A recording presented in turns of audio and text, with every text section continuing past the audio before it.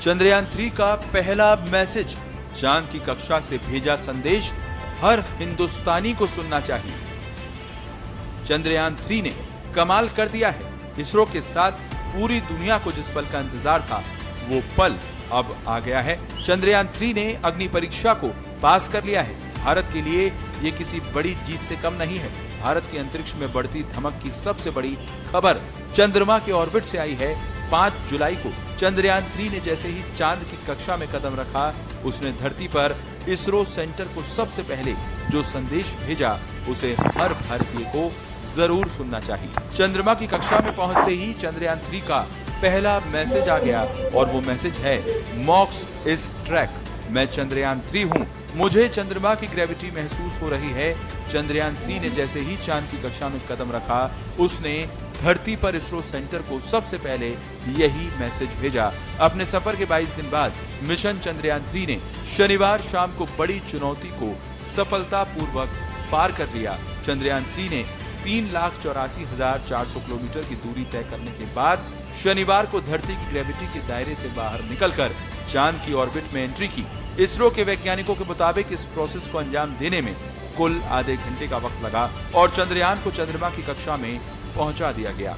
अब इंतजार उस पल का है जब चंद्रयान 3 चांद की सतह पर उतरेगा। चंद्रयान 3 चांद के चारों तरफ 5 चक्कर लगाएगा।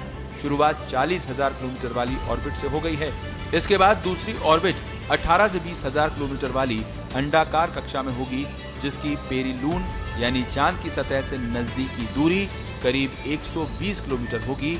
इसके बाद तीसरी मैन्यूवर में 4 से 5,000 किलोमीटर, फिर चौथे में 1,000 किलोमीटर, पांचवे में 100 किलोमीटर की गोलाकार कक्षा हासिल होगी।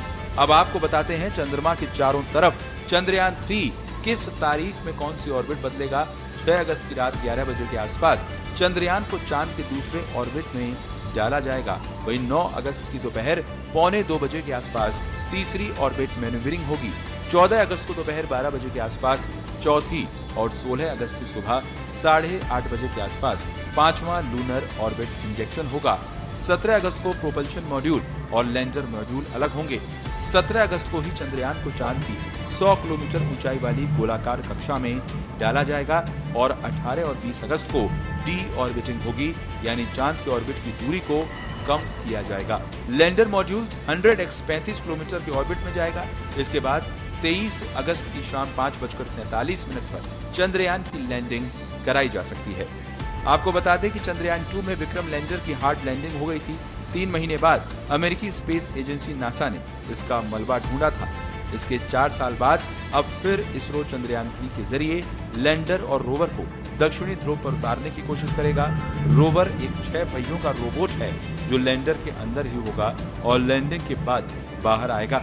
चंद्रयान 3 से चंद्रमा का निर्माण और विकास जिस तरह से हुआ है, उसे समझने से पृथ्वी सहित सौरमंडल के इतिहास को समझने में मदद मिलेगी। चंद्रमा सबसे निकटतम खगोलीय पिंड भी है। इस पर अंतरिक्ष खोज का प्रयास किया जा सकता है। भविष्य के लिए चंद्रमा पर अंतरिक्ष अड्डे स्थापित किए जा सकते हैं। चंद्रमा, पृथ्वी और ब्रह्मांड की बेहतर समझ के लिए ये खोज जरूरी है। अगर ये परीक्षण सफल हो जाता है तो भारत को दुनिया के सामने अपनी क्षमता दिखाने का मंच मिल जाएगा। स्पेशल रिपोर्ट, पत्रिका टीवी।